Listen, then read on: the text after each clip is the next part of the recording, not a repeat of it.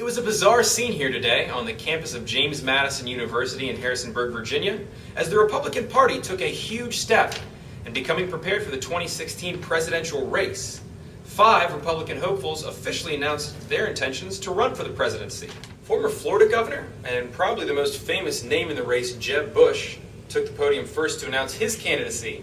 However, Bush made it clear that he's not merely in the race because of his last name, and even addressed criticism lodged in his campaign from his mother, who said that there had been enough Bushes in the White House. I am John Ellis Bush, also known as Jeb, and I'm announcing my candidacy for running for United States President.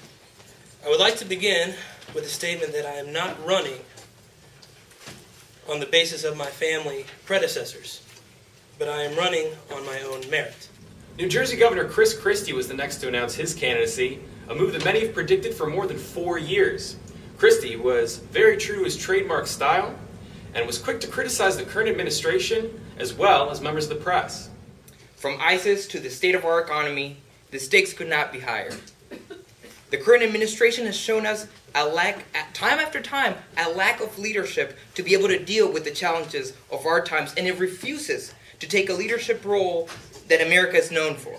This is why I enthusiastically declare today my candidacy for the Republican nomination for President of the United States. Yes. Allison, USA Today. So you were criticized last year for your failure to control the corrupt behavior of members within your administration in connection to the Bridgegate scandal. Why should Americans trust you to be in charge of a much larger and more powerful Here we go with that stupid question again. You know, we're here in a time when we're about to talk about the future of our nation, policy issues that will matter for Americans in 2016, and here we have that stupid question coming time and time after again that I've answered. I was not charged by the federal government. I complied with the federal investigation. I fired members of my staff, and I had nothing to do with it. So next, the famous filibuster and Texas Senator Ted Cruz declared his intentions to run for president in 2016. Cruz made it clear that he believes the American people are looking for traditional constitutional values and that the Obama administration is failing the American people. Also, that the Republican Party has lost its way. Now, I may not have a famous last name or the bravado of Tony Soprano, but what I do have are a set of common sense principles and a sense of right to lead the American people properly. Americans are ready to reject the socialist liberal policies of the past and move forward to a brighter future. They're looking for economic stability, increasing job opportunities for low-income Americans.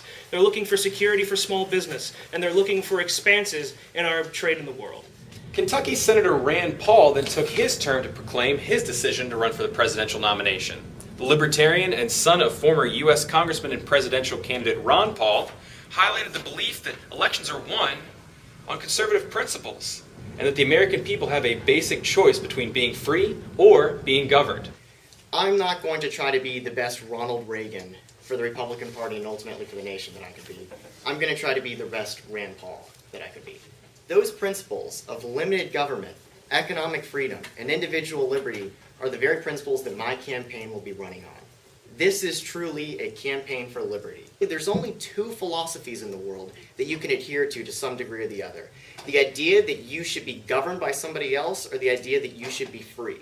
The final Republican hopeful to speak was Wisconsin Governor Scott Walker. Walker has perhaps the toughest path to the nomination, as he has the least recognizable name in the field.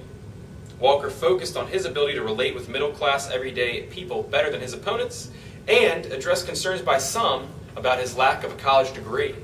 I am not here before you today to talk about football, but instead to announce a postseason run of my own, if you will.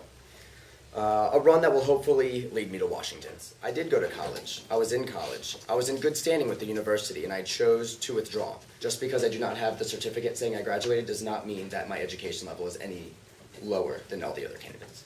With the Republican field now set, the races will officially begin, and we can expect to see these men ramp up their public efforts.